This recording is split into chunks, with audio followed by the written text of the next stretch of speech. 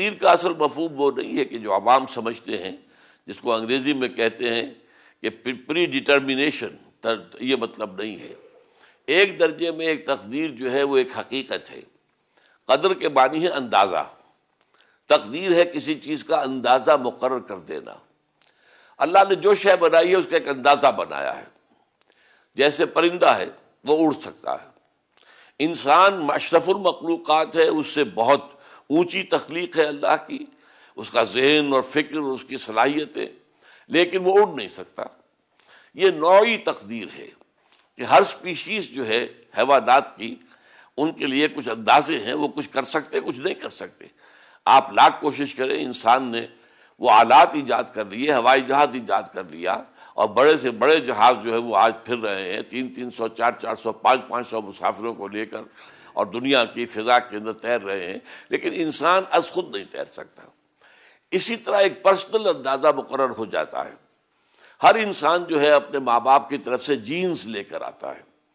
وہ جو جینیٹک اثرات ہیں وہ ظاہر بات ہے کہ آپ ان سے نکل نہیں سکتے، وہ تو آپ کی شخصیت کا جزو لازم رہیں گے۔ اور اس کے ساتھ ہی پھر وہ جس ماحول میں پیدا کیا گیا ہے، اگر فرض کیجئے میں انگلستان میں پیدا کیا گیا ہوتا تو شاید وہاں کی تعلیم و تربیت اور وہاں کے ماحول کی وجہ سے میرا انداز مختلف ہوتا۔ اسی طریقے سے میں اگر ہندو خاندان میں پیدا ہو گیا ہوتا تو الا ماشاءاللہ بہت ہی کم امکان اس بات کا ہے کہ مجھے یہ موقع ملتا کہ میں اسلام کا مطالعہ کرتا اور اسلام کی طرف راغب ہوتا۔ تو یہ تو ہے در حقیقت دو فیکٹرز جن میں کہ انسان پابند ہے۔ اس کے بعد باقی ساری چیز انسان کی تدبیر ہے، انسان کی محنت ہے، انسان کا ارادہ ہے۔